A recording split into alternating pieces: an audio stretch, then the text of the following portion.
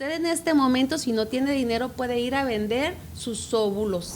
¿A quién? A cualquier persona, para que se los implanten a cualquier persona. Y cualquier joven que esté en buen estado de salud puede ir a vender su esperma. Le van a pagar 1,500 pesos y a usted 5,000 pesos por los óvulos.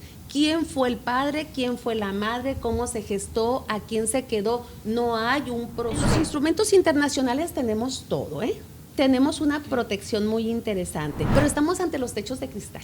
Tenemos que vengan y que sean eficientes, eficaces. Utilizó una técnica de reproducción humana asistida, le implantan, ¿verdad?, ya el producto gestado para que lo procree, y luego ya dice, fíjate que siempre no, yo los quiero, son míos, porque yo los tuve.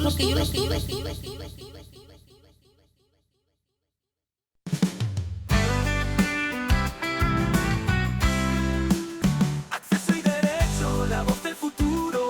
Ciencia y justicia bajo un mismo muro. Derechos al aire siempre en Bienvenidos conexión. al podcast Este es el Acceso podcast. y Derecho. Únete a la misión. El acceso a la justicia explicado en nuestro idioma.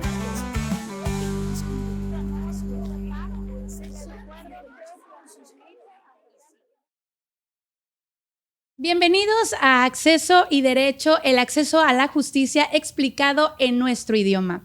Hoy exploraremos un tema complejo y lleno de matices: gestación subrogada, derechos y desafíos legales en México. En este episodio nos acompaña la doctora Guadalupe Romano Casas, experta en Derecho Familiar y Derechos Humanos, con una amplia trayectoria académica y de investigación en temas de justicia social. La doctora Guadalupe Romano Casas es licenciada en Derecho, maestra en Derecho Familiar y doctora en Derecho por la Universidad Autónoma de Sinaloa, con estancias académicas en las universidades de Salamanca y Valencia.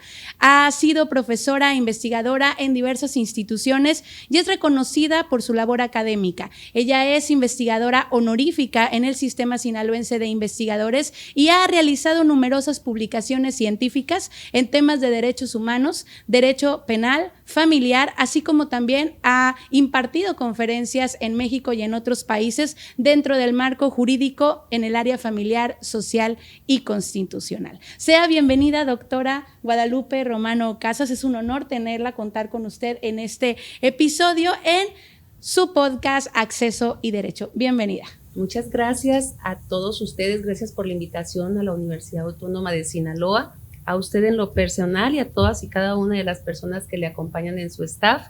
Y con mucho gusto estoy dispuesta para que platiquemos un poco en respecto de algunos temas de incidencia científica, que además son de incidencia familiar y que muy pocas veces conocemos o manejamos en la práctica. Así es, muchísimas gracias, doctora. Y bueno, efectivamente, como usted lo ha mencionado, el tema que nos trae hoy aquí es sumamente interesante: gestación subrogada, derechos y desafíos legales en México. Me gustaría iniciar partiendo en desmenuzar la definición o el concepto de lo que es gestación subrogada, cómo entender jurídicamente este concepto y qué diferencias existen en la regulación en los distintos estados en nuestro país, en México, y también en comparación con otros países. Bien, pues primero que nada, el término gestación subrogada es conocido más comúnmente como maternidad subrogada, la cual no es posible.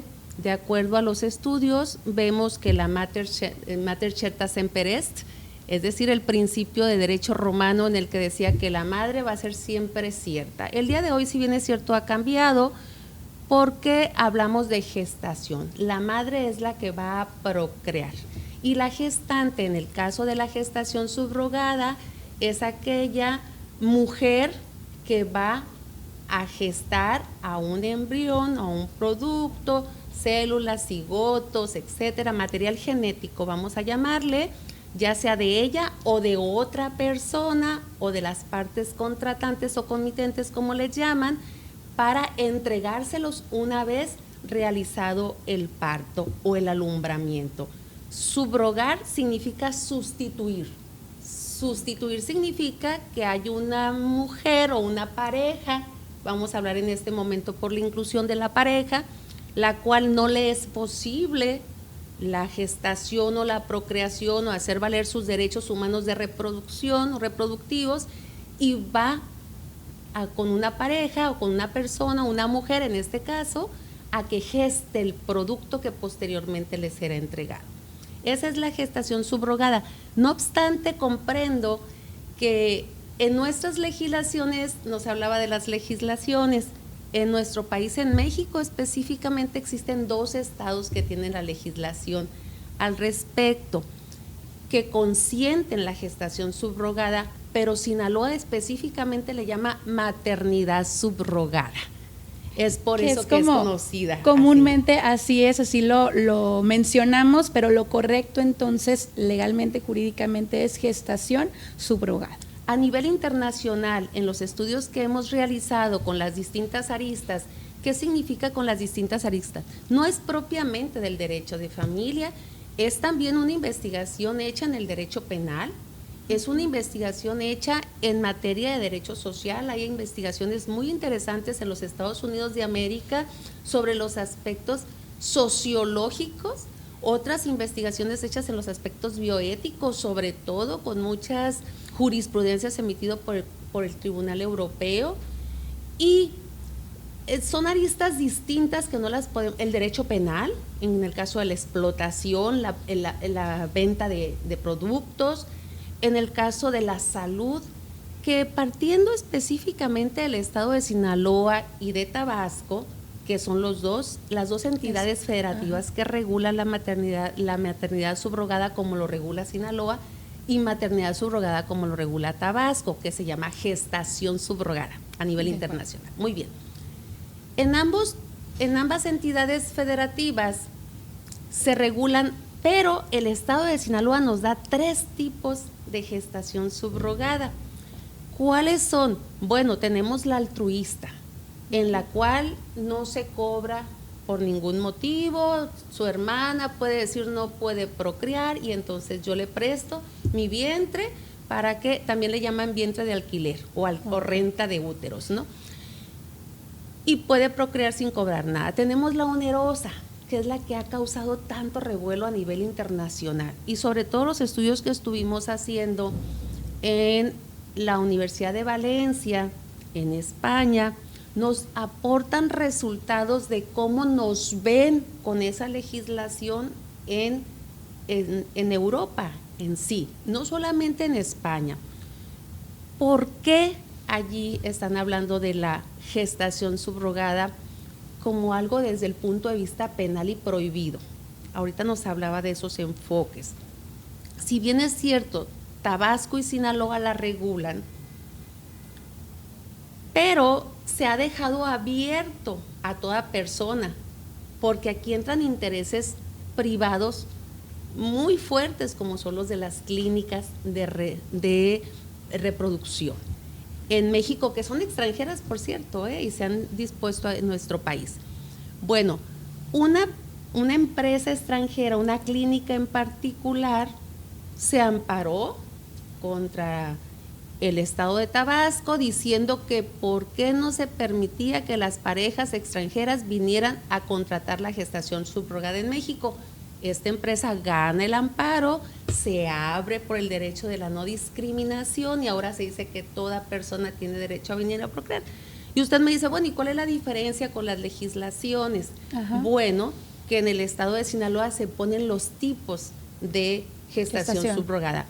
Pero hay un aspecto muy importante que debemos precisar. ¿Cuándo acudir a la gestación subrogada? Tu pareja, tu hombre, tu pareja de personas entre el mismo sexo, tu mujer soltera, todos en este momento tenemos el derecho a tener una familia. Lo dice la Declaración Universal de los Derechos Humanos en el artículo 16. Tenemos derechos reproductivos, derechos de salud, derecho de la vida, de tal manera que ya no es necesario tener que casarte, realizar la cópula y tener la procreación de la manera natural.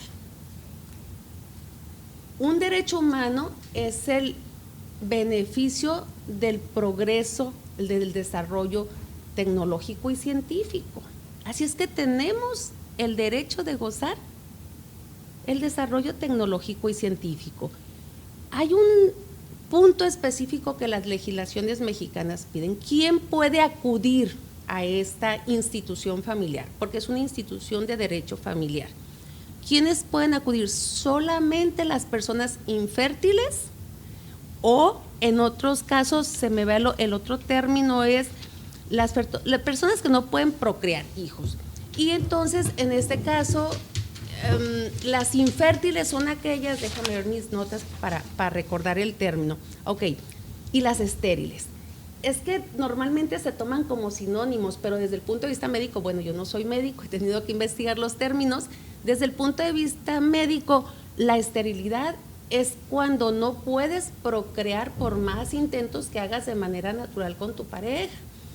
Y la infertilidad es cuando sí puedes quedar en gestación, pero no logras llegar al final de la reproducción, ¿ok? Entonces son estos dos términos, es una enfermedad y todos tenemos el derecho a la salud. La Organización Mundial de la Salud dice que debemos gozar de pleno estado de salud, y salud significa todo un contexto, incluyendo el medio ambiente. Así es de que todas las personas tenemos el derecho a la gestación subrogada. Se ha dicho que es malévola, se ha dicho que viene del diablo, sobre todo la iglesia, porque lo tenemos documentado. De hecho, también hay cierta parte de la población que, maneja como, digámoslo así, una oposición frente a estos temas, precisamente porque ubica a la mujer como un medio, como un instrumento, como una cosa, la cosifica. Que me gustaría hablar sobre ese tema, pero antes, doctora, el proceso de gestación subrogada involucra una serie de derechos humanos. ¿Cuáles son esos derechos y cómo se protegen? Y también abordar el tema, si puede la práctica de la gestación subrogada llegar a vulnerar algunos de estos derechos. Por supuesto, dos cosas. Primero vamos a ver cuáles son los derechos humanos que se vulneran. El primer derecho humano que se tiene una persona es el derecho a la vida. Así es que tenemos una antítesis bioética. ¿Por qué? Porque dicen, una cosa es el derecho del no nacido, del naciturus, una cosa es el derecho del no nacido y otra cosa es la madre, y porque una persona que no tiene familia es egoísta y luego quiere tener un hijo. Ok, ahí encontramos algo complicado.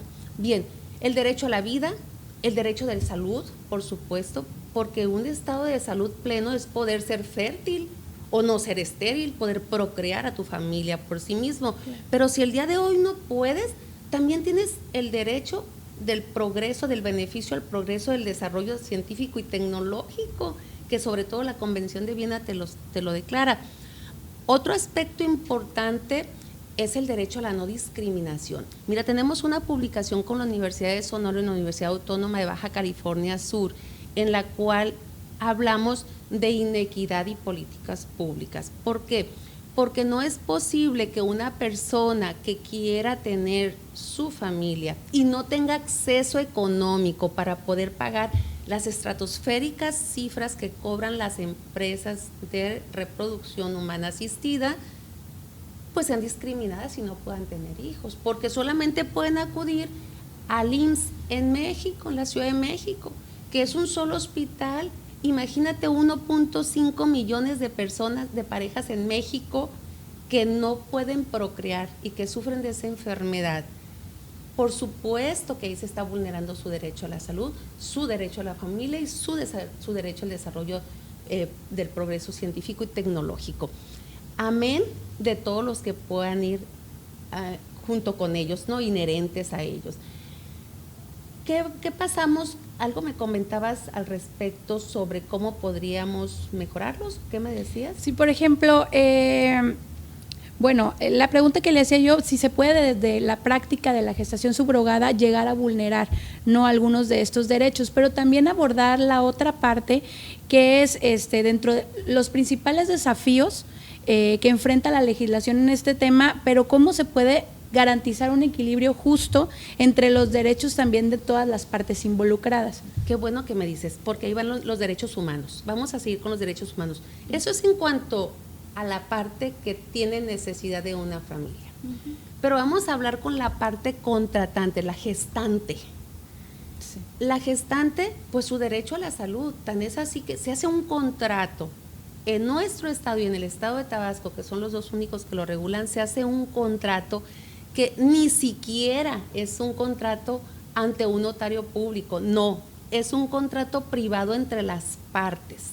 Okay. Y solamente van con el notario público a ratificar. Pero ¿qué pasa?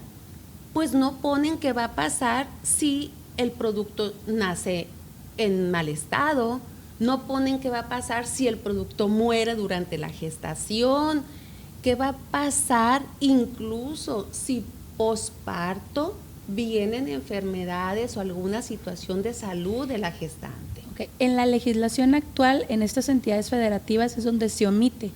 No la legislación, las partes contratantes. Okay. Entra la legislación en suplencia como una cláusula natural contractual que no pusieron las partes y dice, ok, si tú no pusiste que va a pasar posteriormente al parto, una enfermedad prolongada, etcétera, vas a pagar reparación de daños.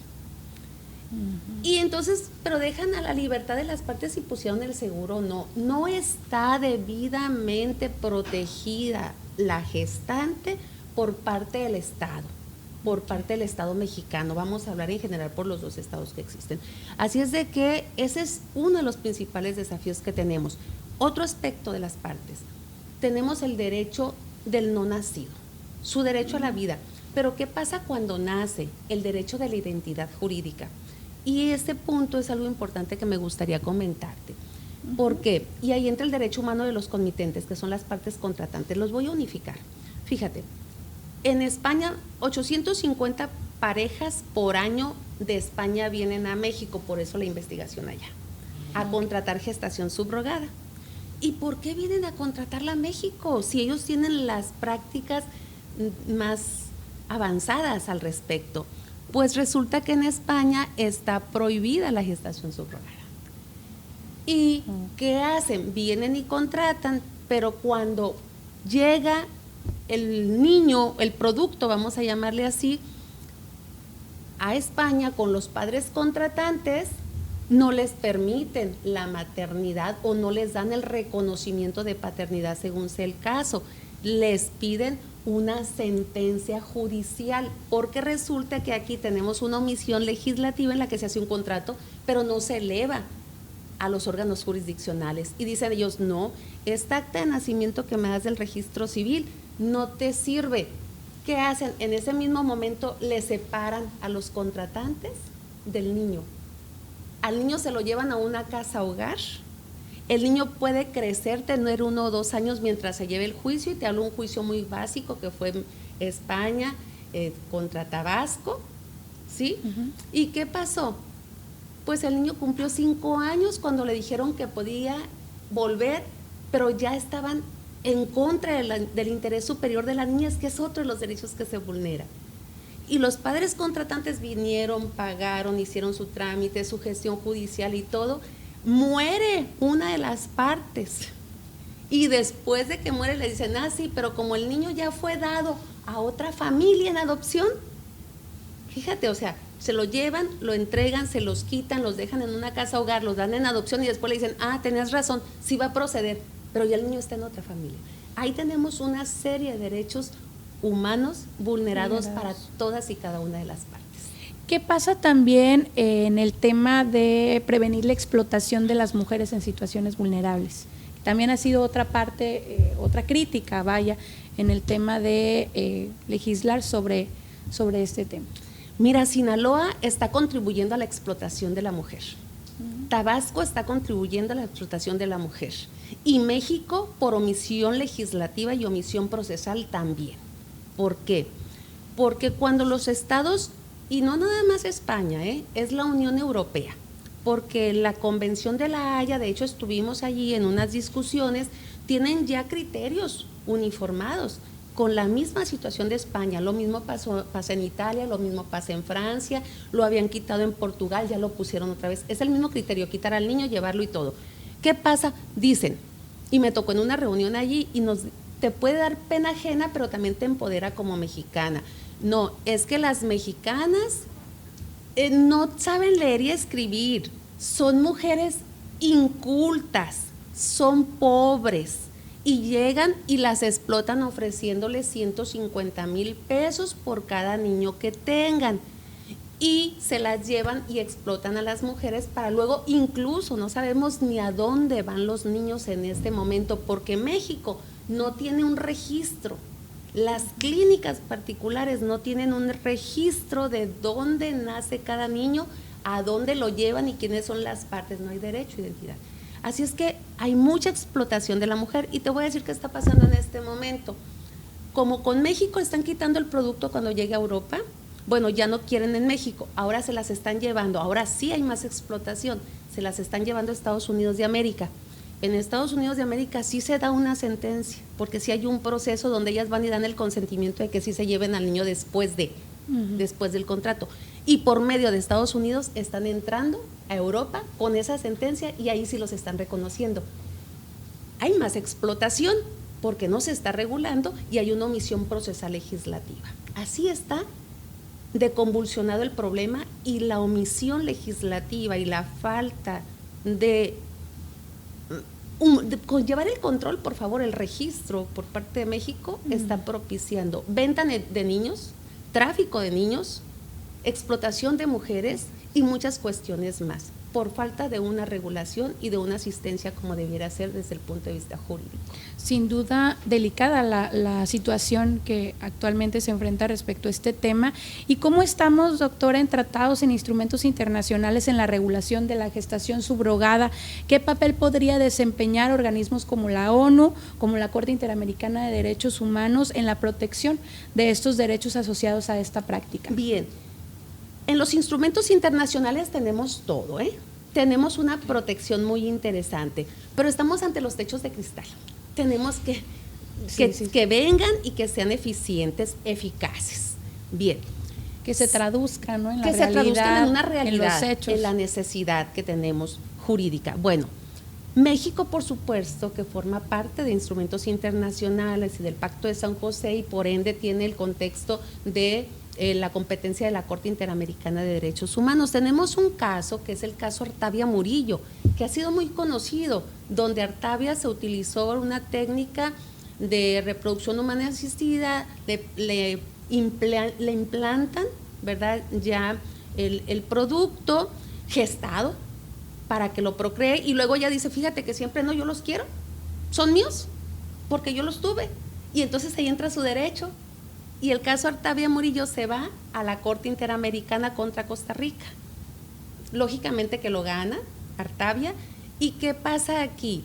Pues también nosotros estamos involucrados, porque las sentencias que queden para uno de los estados que forman parte de la Corte Interamericana impactan en todos los demás. Así es que nosotros ya, y ellos hacen alusión a algo bien importante. Fíjate que aquí entra otro aspecto de los operadores jurisdiccionales, la capacitación jurídica de homologación en el aspecto de las regulaciones internacionales y los criterios, porque los operadores jurisdiccionales no están capacitados con una interpretación jurídica y argumentación evolutiva y progresista que se acorde a los derechos humanos, que sea acorde a las características de los derechos humanos. Tienen que ser progresivos, y no se está haciendo esa interpretación evolutiva progresista, pero además ellos van directamente al desarrollo de la familia, al derecho de la familia, al derecho de la vida, y sobre todo al derecho al beneficio del desarrollo tecnológico y científico. Y te concluyo esto, la Ley General de Salud es omisiva. La exministra Olga Sánchez Cordero y Dávila hizo una iniciativa de ley en la que pone la gestación subrogada dentro de las técnicas de reproducción humana asistida, que el Estado tiene el deber de salvaguardar y proteger a las víctimas de salud por infertilidad, ¿verdad?, y cualquier otra circunstancia que aqueje al respecto. ¿Qué pasó? Pues resulta que no llegó, solamente le pusieron el Estado debe proteger el desarrollo de las técnicas de reproducción humana asistida. ¿Y qué dice el Estado? Pero yo no me comprometí a la gestación subrogada, y si no tengo, porque entonces todo el mundo va a venir a que yo le dé el derecho y que le haga todo el proceso, y el Estado se lava las manos y lo omite.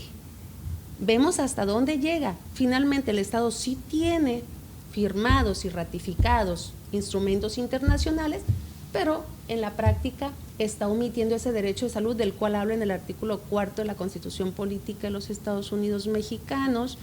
En el segundo párrafo, el derecho de familia, y luego habla del interés superior de la niñez y el derecho de salud, el cual no se está aterrizando como debiera. Sin duda, doctora, mucho trabajo por hacer en este tema. Finalmente me gustaría preguntarle a su consideración, ¿qué modificaciones usted propondría para regular adecuadamente la gestación subrogada en nuestro país? ¿Y cómo podemos garantizar la protección integral de todos los involucrados? Qué pregunta tan interesante tiene a bien hacer, pero lo voy a sentir mucho. Aquí ya las fueron propuestas como reformas en el estado de Sinaloa principalmente, ¿no? Porque es donde estamos trabajando, pero ¿qué pasa? Cuando les dije en el Congreso del Estado que teníamos que empezar por regular a las clínicas particulares, que son las que están haciendo su agosto, y le va un caso muy claro, una señora que ya ha hecho muchos trabajos, infértil, con su pareja, le dicen vete a la gestación, va a preguntar por la gestación, y la pura ratificación del contrato el notario público le cobra 60,000 pesos.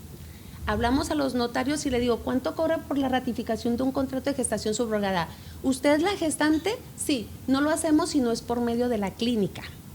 Y resulta que tienen el paquete VIP en las clínicas. El Estado no se atrevió a regular las clínicas. Número uno, es necesario que el Estado regule las clínicas, que haga un registro de quiénes son los que están participando, quiénes son las madres gestantes, quiénes son las partes contratantes, de dónde provienen y a dónde es el destino. Pero ahí le va otro tema muy importante que no hemos comentado, la venta de material genético, que en este momento está sin regulación completa. Usted en este momento, si no tiene dinero, puede ir a vender sus óvulos. ¿A quién? A cualquier persona, para que se los implanten a cualquier persona. Y cualquier joven que esté en buen estado de salud puede ir a vender su esperma. Le van a pagar 1,500 pesos y a usted 5,000 pesos por los óvulos. ¿Quién fue el padre? ¿Quién fue la madre? ¿Cómo se gestó? ¿A quién se quedó? No hay un proceso. Ese es número uno. Otro proceso, que ya se dio la gestación, ya está el registro, ya sabemos quiénes son las partes. Ahora sí, que se haga el proceso. Ese contrato que está dispuesto en el Código Familiar del Estado de Sinaloa y en el Código Civil de Tabasco no surten los efectos que debieran surtir. No basta con que se dé vista al sector salud y que él lo mande al oficial del registro civil. No, porque eso está haciendo que niños se queden sin hogar en el extranjero, incluso algunas veces en el país. Necesitamos que se eleve a sentencia ejecutoriada por medio de un proceso jurisdiccional, por supuesto. Una vez hecho el contrato, se dé el proceso ante el juez diga que sí dio el consentimiento una vez nacido el producto para que se lo lleven y que todo está bien. De esa manera evitamos explotación, tenemos control de la niñez, tenemos control de las partes contratantes y podemos dar seguimiento como se hace con la adopción internacional, que debiera hacerse. En este momento hay investigaciones, sobre todo de personas que han venido del Medio Oriente, que han contratado gestaciones y no sabemos dónde están esos niños. Excelentes propuestas, doctora Gracias. Guadalupe Romano Casas. Muchísimas gracias por compartir sus conocimientos y propuestas sobre este tema tan complejo. Hemos abordado diversos aspectos de la gestación subrogada, desde los derechos humanos hasta los vacíos legales. Sin duda, los derechos y desafíos legales que enfrenta esta práctica nos invitan a reflexionar sobre la necesidad de una regulación adecuada y de la protección integral de todas las partes involucradas. Muchísimas gracias, doctora. Con con esto llegamos al final de este episodio de tu podcast Acceso y Derecho, el acceso a la justicia explicado en nuestro idioma. Esperamos que hayamos aportado claridad y conciencia sobre los aspectos jurídicos y éticos de la gestación subrogada, así como la importancia de continuar avanzando hacia un marco legal que garantice la justicia y la equidad. Las y los invitamos. Recuerden seguirnos en nuestras redes sociales para más contenido y actualizaciones. Déjanos un comentario con tus preguntas o sugerencias sobre futuros temas y nos vemos la próxima semana para seguir aprendiendo juntos de tu podcast Acceso y Derecho. Hasta pronto. Gracias. Esto fue Acceso y Derecho.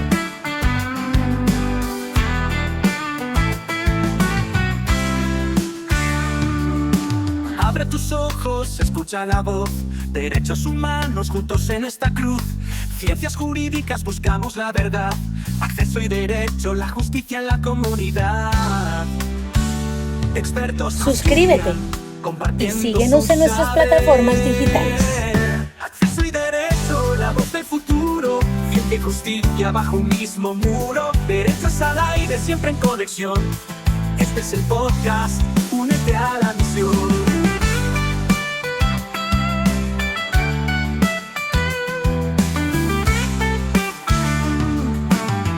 Semana, media hora de pasión, entrevistas profundas por